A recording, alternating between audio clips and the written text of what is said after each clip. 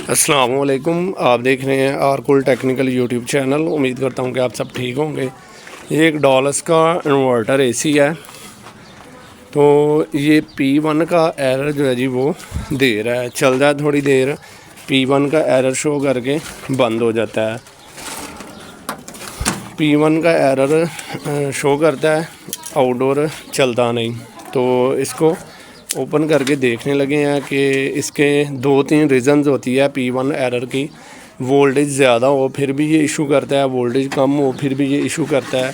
उसके बाद इसकी गैस कम हो, उसकी वजह से भी इस तरह का सीन हो जाता है। उसके बाद इसका जो कंडेंसर है वो ब्लॉकेज हो, बंद हो, अच्छी तरह से सर्विस ना हुआ हो, फिर भी इसी तरह का इशू हो जाता है। उसके अलावा मॉड्यूल की वजह से भी होता है, मोटर शॉर्ट हो जाए उसकी वजह से भी होता है। तो बाकी आउटडोर को ओपन करने लगे हैं, इसको चेक कर लेते हैं। उसके बाद इसका इनडोर जो है वो मैं आपको दिखाऊंगा।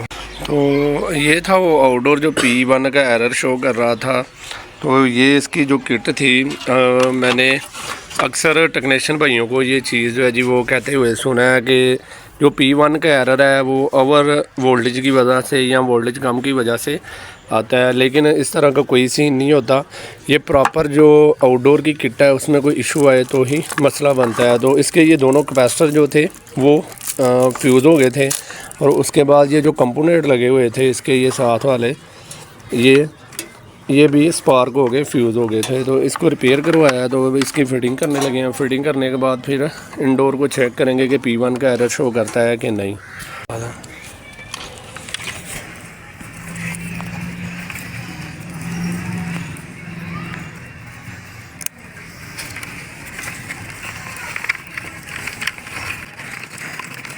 ये आ गया कॉल सेंटर और 3 फ्यूज़, ये आ गया डिस्चार्ज फ्यूज़, ये आ गया कैपेसिटी।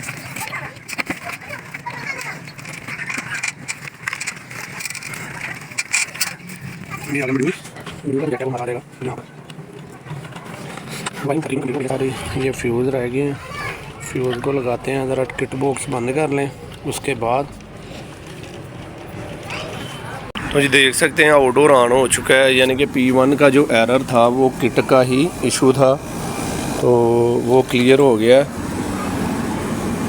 आउटडोर ऑन हो गया। अब इसको लेकर जाते हैं, मैं आपको दिखाता हूँ इनडोर की साइड जो है जी वो चेक करवाता हूँ। P1 का एरर शो कर रहा था। तो अक्सर टेक्नीशियन भाई इस तरह की बात करते हैं कि वोल्टेज कम या ज़्यादा होने की वजह से ब्रेकर ऑन ऑफ करना चाहिए, P1 एरर ख़त्म हो जाएगा। लेकिन इस तरह का कोई इशू नहीं है।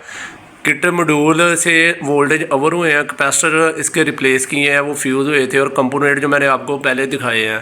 तो P1 का जो एरर है वो क्लियर हो गया। तो ये थी कुछ इन्फॉर्मेशन डॉलस एसी के P1 एरर के मतलब। तो उम्मीद करता हूँ कि आपको मेरी इस वीडियो से कुछ नॉलेज हासिल हुआ होगा। तो बराए मेहरबानी अगर मेरी वीडियो पसंद आई है तो वीडियो को लाइक कीजिए, चैनल को सब्सक्राइब कीजिए, ताकि इस तरह की मज़ीद और वीडियो आपके साथ शेयर कर सकूँ। तो इंशाल्लाह मिलते हैं एक नई वीडियो के।